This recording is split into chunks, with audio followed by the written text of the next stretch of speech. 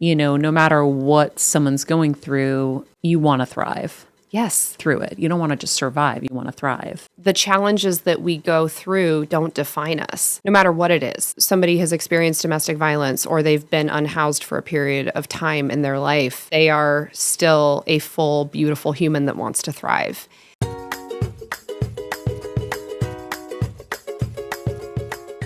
Hello, Heal Squad. Glad to be back with you today. We have a great chat lined up for you. But first, our quote of the day: you're never too young and you're never too old to be who you always wanted to be. And that is from Karissa Bodnar. Heal Squad, I am so excited to introduce you to an absolute powerhouse, my friend Karissa Bodnar. She is the visionary founder and CEO of Thrive Causemetics. And if you've been around for a while, you know I do love me some Thrive. Carissa's been named on Forbes 30 Under 30, America's Self-Made Women, Marie Claire's Most Powerful Women's List. She's here today to talk about her journey to building this very, very big vegan, clean beauty line, and how she got there and what she is doing along the way. But also, she's going to give us a lot of the makeup tips and the beauty tips that we definitely need and want, and so much more. Her story's super inspiring. I think you guys are going to love it like I did. Without further ado, here we go. Karissa, thanks for being here. Thank you so much for having me, Maria. I've been a big fan of the company you've built and your products, which I am wearing at the moment.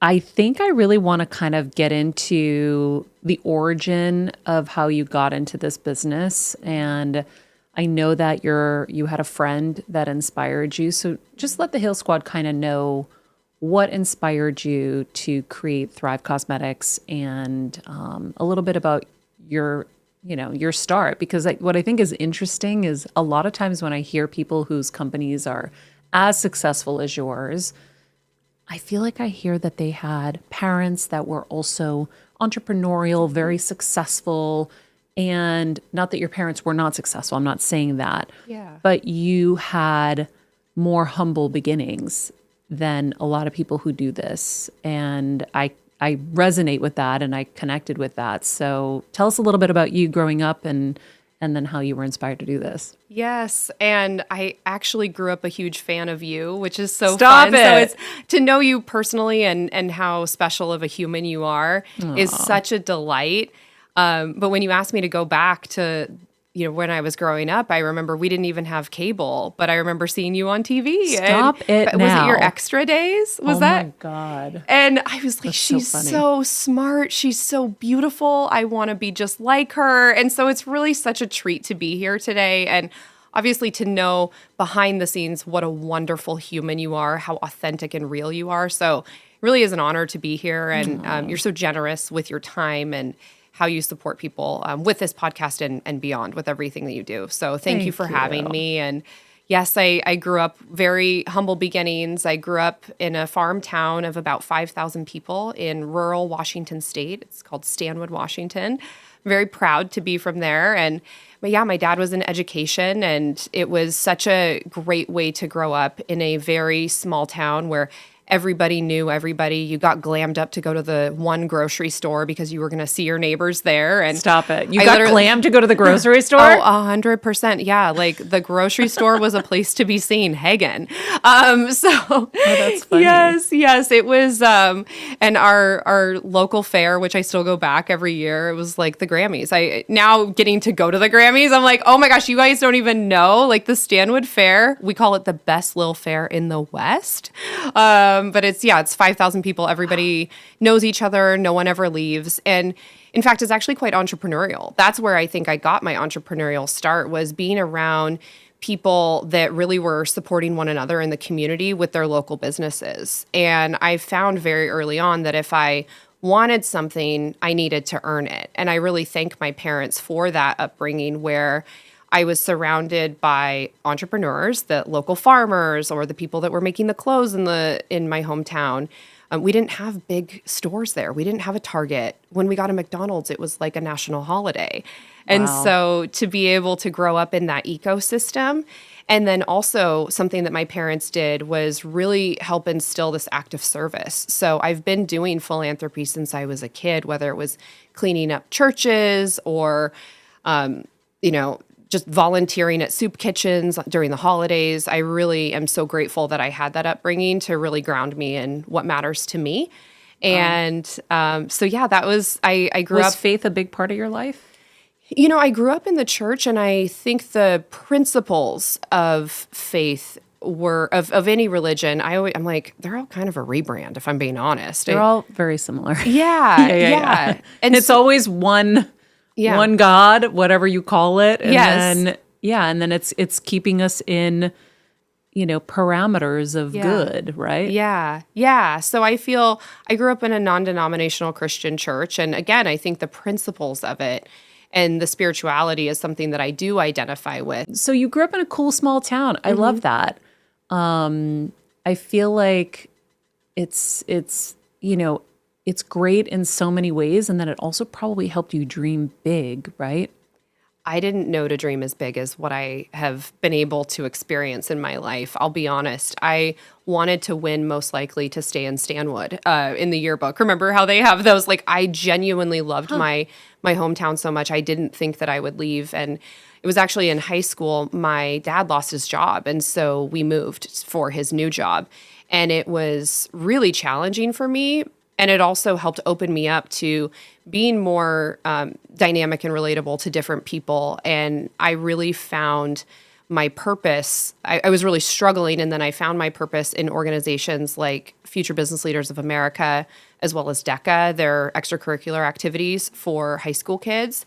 And that was where I really got the entrepreneurial bug. I had been making things like melting down different waxes and butters and trying to make lipsticks when I was a little kid, like 10 years old, in my parents' kitchen, and trying to sell them even to my parents. And they were like, your raw materials and ingredients literally came from us. We're not going to buy these from you. But I would go door to door and try and sell things to people in my hometown. But I would say it was actually that really challenging moment of moving and needing to restart my life that helped me find that entrepreneurial purpose. And I had this experience where I created a Monopoly board. It was my first ever commercially available product, where I went door to door and sold Monopoly squares. Like Park Place would be a local business, and all of the different squares. I sold those, and that funded the production of it. And then Wait, you cut up a Monopoly board?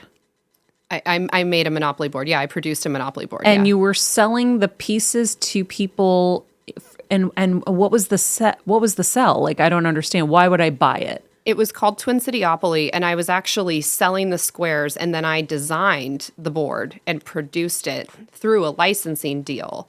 So it was actually a properly produced Monopoly board. The sell to you would be, we would have the Heel Squad square, and then that would be perpetual advertising for you, so that when people were playing their game, they were getting that, awareness of you and your business. Holy shit, that's unbelievable. How old were you? I was 16. Oh my freaking God. Wow. And it was such a great experience because I had to figure out how to fund it. And so I funded it through the sales of those squares, the sponsorship, essentially. So just like you have podcast sponsors and things like that, I had to find sponsors for my Monopoly board. And then all of the profits went to my local Future Business Leaders of America chapter, which wound up being $25,000. And so I went from being a kid that was depressed and disengaged, really not knowing my purpose in life at that period of time when I was 16. I think a lot of kids go through that, to this, oh my gosh, I have data points that I can be successful and I can be respected and I can be loved for my brain. I think a lot of little girls get told, oh, you're beautiful, you're cute. And especially back when we were growing up in the 90s and 2000s. And that was a data point that I always like to use Elle Woods as the example. Mm-hmm. Like, that told me that my brain was actually going to take me a lot further than my beauty. And it was such a gift to have that when I was 16 years old. And so that completely changed my life. And taught me that I could, through perseverance, I could sustain anything through, I could experience rejection, I could experience depression and move through that if I had a purpose. And that's the story of my first ever commercially available product. I was 16 years old, and through that I met some great mentors, and then, I've just continued to build since then. Wow. Okay. So at some point you abandoned that. Yes. And then what made you, and at what, okay, so you abandoned the Monopoly game at some point. Yeah. I mean, that was just a project to make money for my local chapter. Okay. But I didn't realize how pivotal that would be in my life. Okay. So then what? And then I went to community college, and I was working on I was a holiday hire at Sephora. I wanted to be a makeup artist because I wanted to make makeup and skincare. That was my dream when I was a little kid. And so I worked at Sephora, got that firsthand experience. I was making $11 an hour. And I went from being a holiday hire to a full-time hire. I worked for Sephora for 5 years, all throughout college, and then 1 year after. And I got to work at Clarisonic. Right before I graduated, they hired me, and I got to work at Clarisonic in product development. So that was an amazing experience. Clarisonic was a skin cleansing device. Yeah, I remember. Yes. RIP to the beautiful Clarisonic. It's no longer in market, but they were a startup, and I got to work for them. I got to work with brilliant chemists and mechanical engineers and really develop formulas and devices that were working synergistically together. Got to work directly with consumers because we had our own clinical lab there.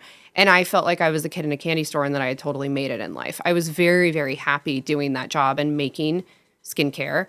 Then L'Oreal purchased us. And just to give you context, I didn't know, again, I grew up in a very small town. I didn't have the context that the beauty industry was as massive as it was. I just knew I wanted to be in it. And so I was really following my passion and my dream. And then when L'Oreal bought us, I was like, did a drugstore company just buy us? Because I thought L'Oreal Paris. Didn't realize it was the largest beauty conglomerate in the world. And through that experience, they were jetting me off to Paris. I was like, I had been there one time as a kid. I had never been to New York. They plopped me in New York, in Manhattan. I didn't know how to take a taxi. Like, it was all of these. And how old were you at this point? I was 22, I think. Yeah, I was quite young. And it was such a great experience. I always say New York breaks you down so it builds you, so that you build back up to be unstoppable. And I absolutely loved that. I was working in their luxury division, creating formulas for brands like Lancôme or Yves Saint Laurent, and it was really, really amazing. Creating formulas. Yeah. Like, what did you help create? Oh my gosh. I mean, I was creating different... Did you create Definicils? I did not create Definicils. Because you also have the best mascara in the world, and until then, Definicils was the one. Well, Do you remember that? Of course I do. Yes, it is. And the sample was even better than the real one. Yes, you are so because right. I used to do makeup at the Lord & Taylor in Boston when I was in college. So I worked for the Chanel counter, but Lancôme was right there. Yes. And I would get the samples, and so yeah. Oh my gosh, I did not know that about your story. Mm-hmm. That is so cool, Maria. Yeah. Oh my gosh. I have sold so much Definicils in my life from my Sephora days. I'm dead. And the fact, or like Dior Show mascara, like the fact that our mascara has won the equivalent of a Grammy and an Oscar and an Emmy and all of these things as far as like Allure Best of Beauty is absolutely insane to me. I did create our mascara from scratch in my kitchen, Liquid Lash Extensions mascara. But I'm still such a fangirl of the industry. I can't believe that people would even put us in that same category. It was literally on Good Morning America yesterday. Robin Roberts, who I absolutely love, I've known her for a decade, was talking about it as Oscar-worthy mascara. And I was like, oh my God, I still am that 18-year-old kid working at Sephora, dreaming that I'll be able to even make makeup someday. So. Side note, you know what's amazing about the mascara? So when I first got it, I got it because it was clean. Mm-hmm. And I was taking it off and I was like, this is so weird. It like comes off like your face, and I didn't understand it at first, but I was like, whatever, it's clean. Then I fully understood the fact that it's almost like latex coming off of your eyes. You don't need eye makeup remover. It's not going to go underneath your eyes. And then the other cool thing I realized is, because I'm a crier, whenever I cry, it doesn't really come off. But if I'm afraid it's going to, all I have to do is dab it with my fingers and it'll just kind of peel off a little bit if I'm in a real cry. So again, I can cry and it won't go anywhere. It's pretty amazing. Yes, it is cry proof. Yes. Thank you for saying that. Yeah, it is. So yeah, it's an amazing formula and I'm so proud of it. And I also know that there's not one mascara for every single person in the world. And so even though we've sold millions of them and donated millions of them at this point, it's like amazing to me that there's still so much more to do. So funny. I know. I tell everybody. So, okay. So back to Lancome. You're at Lancome. L'Oreal's bought Clarisonic. You're now kind of formulating for these big companies. Yeah. What are some of the things that you helped formulate? Were there any products that are known to us or? Yeah, of course. Yeah. So there's also so many, I always joke, I'm like, I've made more formulas that have not come to market than that I have. But yeah, I was working for L'Oreal Luxe and that's their luxury division. And they put me on a bunch of different projects. So I was creating serums for SkinCeuticals, Yves Saint Laurent, Lancome, and we were taking those and moving those with the device. So we had not only the Clarisonic cleansing device, but we also had what was called the Clarisonic Opal. And so we were designing formulas that could work with those. And it was to like co-brand and partner with. Yeah.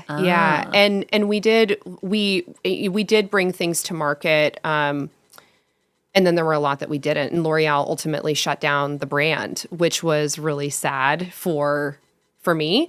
But it actually happened just a couple years ago. So it's a big reason why I want to keep my company independent. And I'm really proud that we are independently owned, woman-owned, and we get to decide what we're going to do with our future. And if I want to wake up one day and say, yeah, LA is literally on fire right now, we're going to donate 100% of profits.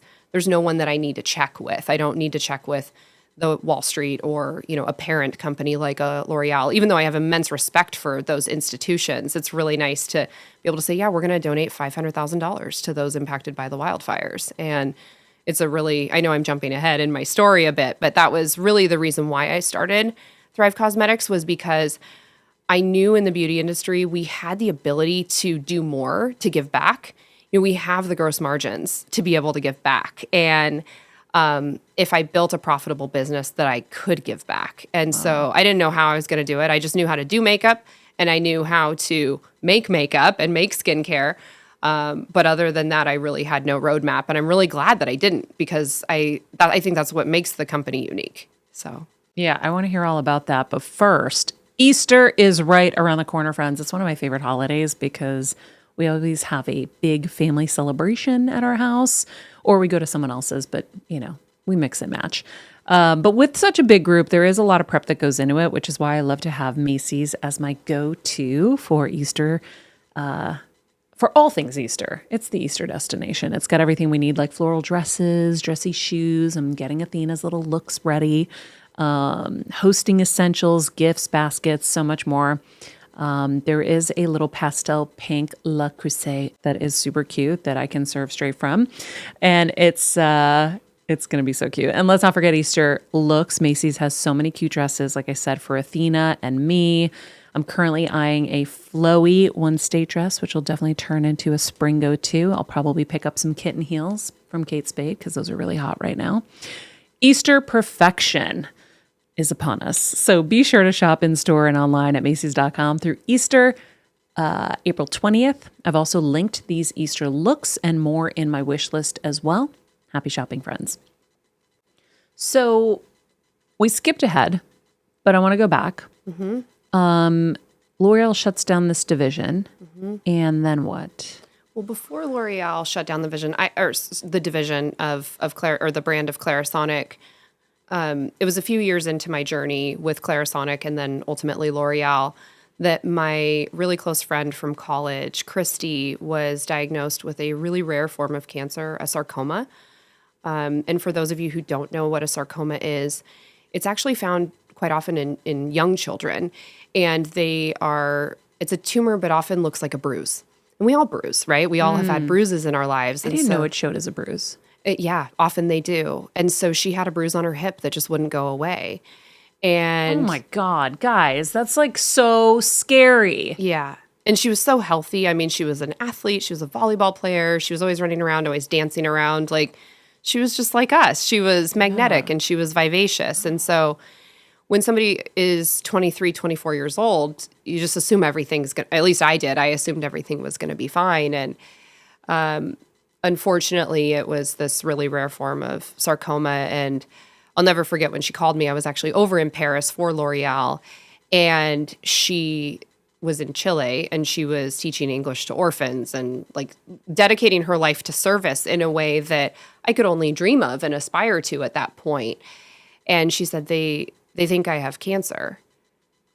And I was just in shock because I was like, there's no way, like the doctors must not know. Like, you go into that denial spiral. And then, you know, a month later she was in full chemo, and unfortunately 9 months later she passed away. And it was just one of those moments where I remember feeling so confused and angry and sad that this beautiful light had been kind of put out in our lives. And I thought about just the impact that she had and how she lived her life. What gave us all, as we were friends talking about it, was like, she really packed so much thriving into these 24 years. Like, she left no stone unturned. She traveled the world. She made an impact. She knew her time was limited. And it created this new sense of urgency within me to really make an impact. And that was really what inspired me to start Thrive Causemetics, because I loved making makeup and skincare. I loved that I was traveling the world through my job. And what was missing was that philanthropy that I had been exposed to at all different areas of my life. And it gave me so much of a sense of purpose. And so I looked around and I couldn't find a company to go do that at. And so I thought about, okay, well, how could I do that? And that was how Thrive Causemetics was born. And it really, I've always said it's like my love letter to the world. Like, I love making things that make people feel confident. And that's what I love about the beauty industry, is that we all know that power lip that helps you feel super confident, or when you put on your favorite mascara, how it just brightens your eyes and you feel more engaged with the people around you. And then there's those days where you don't want to put anything on, and that's beautiful too. But makeup should be fun, and it should be playful, and it should be empowering. And that's what I loved about it. And I love that we can show up for people. And really, that was my vision, was to show up for people who were going through a tough time, whether it was cancer or domestic violence. And now it's grown to 8 different causes and 700 charities. I mean, it's absolutely magnificent what our community has allowed us to do, and really cast a much larger vision. But Christy will always be my inspiration. And I really feel her around me, especially in those challenging moments. I'm like, even this ring that I have, it's a sunflower ring, and that was her symbol. Like, after she passed, we had these little sunflower stickers, and we still have them that have her initials, and we put them on the Eiffel Tower, or we put them, you know, because she loved to travel. And I see her in the eyes of the people that we serve. Like, I can tell you so many people that I've met, like Galen or Nolly or Dion, and I'm like, oh, that's Christy. Like, her spirit is in these people, and I feel her warmth around me. I feel her guidance around me. And I feel like I've had this divine protection around me throughout this entire journey. Wow. That's beautiful. Is the name Thrive because of Christy? It's actually inspired by Robin Roberts. It no was, way. yeah, I had the mission for Thrive. I had the products that I was working on, but I couldn't figure out what I was going to name it. And that was something I had done. I had commercialized products for, you know, the early part of my career. Names are so hard, though. Yeah, they are. Because also when you go to, like, I'm in the process of trying to name something, I'm like, you go through the trademark process, everything is trademarked. There's nothing you can use. Yeah. No, you're so right. And it was actually, I'll never forget, I was in my 1-bedroom apartment. I had my little mini lab in my kitchen, and I was trying to create the formulas. And as I was trying to think of what the brand would be, I had Good Morning America on. I think it's also important to note, I worked a full-time job to fund the company. So I was getting ready for work, just like we do. And I had Good Morning America on in the background. And they were doing makeovers on women who were going through breast cancer. And it was the season actually where Amy Robach got diagnosed with breast cancer. I don't, if some of the listeners remember that. that was when Robin and Amy were there, and Robin said, these women are not just survivors, they're thrivers. And my eyes welled up with tears, and I knew that that was going to be our name. I was like, oh my gosh, like, of course, it's all about thriving. That's what everybody deserves. That's what everybody wants in life. Wow. And so that's where Robin will always be so special to me, not only because she's a phenomenal human, and I can't believe I even know her, but the fact that she really inspired the name of the brand. And wow. Yeah.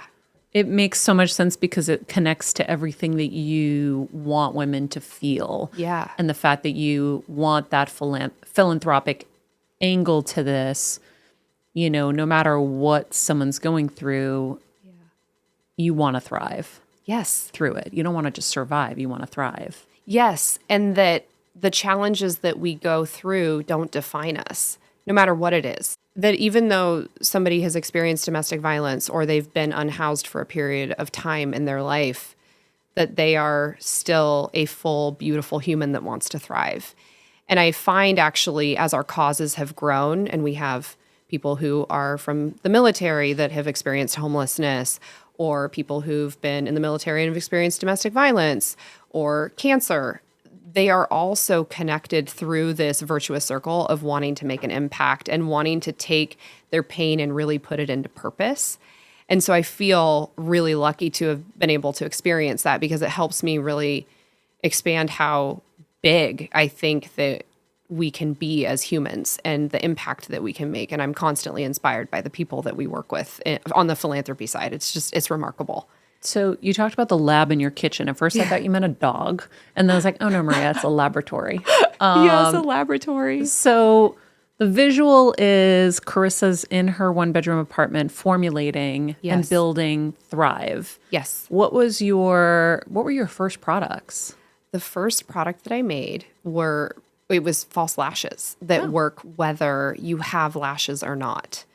And they really... So you weren't even trying to just make something that everybody else has made, whether it's a lipstick or an eyeliner. Mm-hmm. You were trying to make eyelashes because I'm assuming you were trying to cater to people who had lost them. Yeah.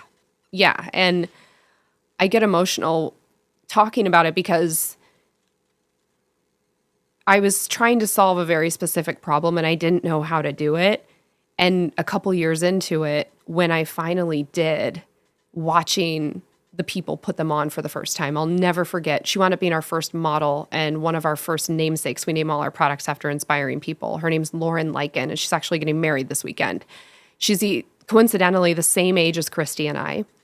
And when she was graduating from college, she was diagnosed with alopecia. And I cold called her. It's a longer story, but I'll spare you the details. And I asked her if she would be willing to try this prototype of these false lashes that I had made. And she showed up to my apartment. She tried them on. And I'll never forget that experience of watching her just transform.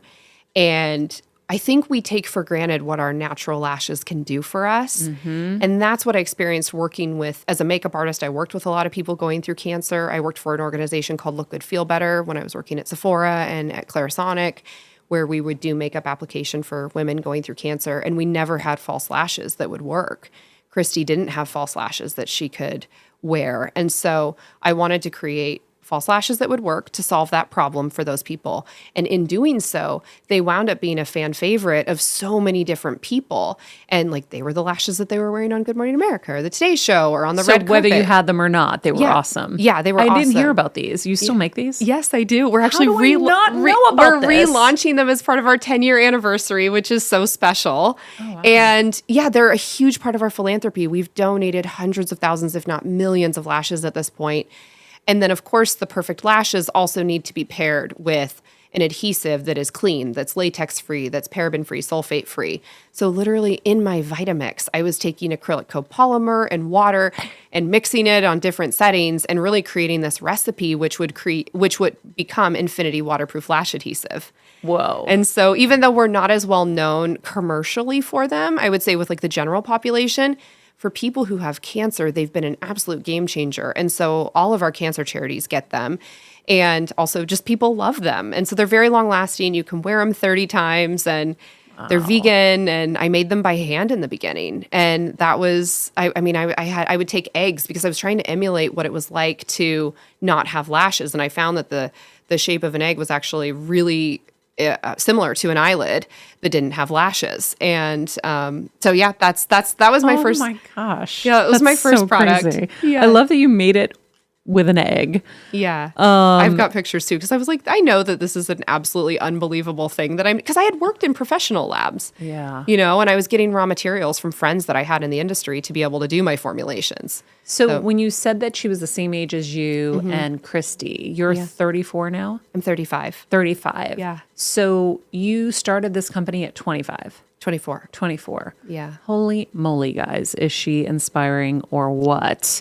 Okay, squad, we're going to pause right here, but we will be back tomorrow. Carissa is going to share her ultimate makeup and skincare tips, like what you do when you only have 7 minutes to get ready. It can be done. Plus everything we need to know about clean beauty, what we should be avoiding ingredients-wise and what we should be using, her plans to cure gray hairs, and P.S., it's closer than we think apparently, which I'm very excited about. Also, the product that you should use if your eyebrows are peeking out grays like mine instead of pulling them out like I did. She already has a problem solver for that. We're going to get into all that tomorrow. In the meantime, be nice people, make good choices, and be present. And if you like what you saw, hit the subscribe button for more clips and full episodes. Healing is possible, friends, and it happens here.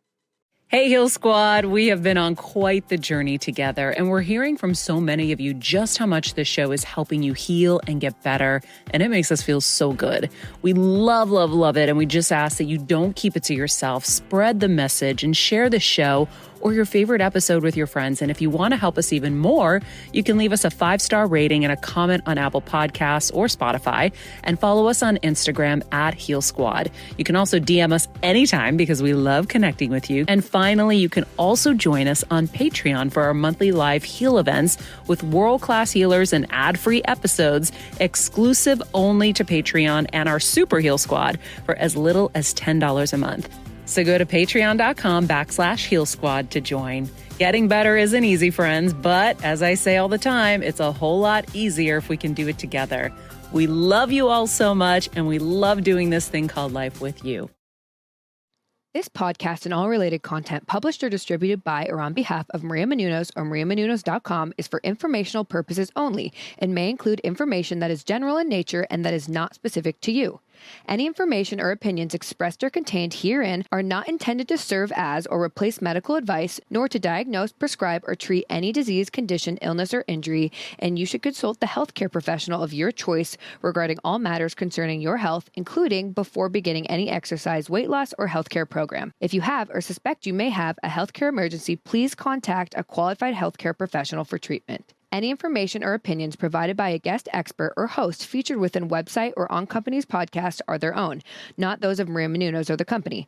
Accordingly, Maria Menounos and the company cannot be responsible for any results or consequences or actions you may take based on information or opinions.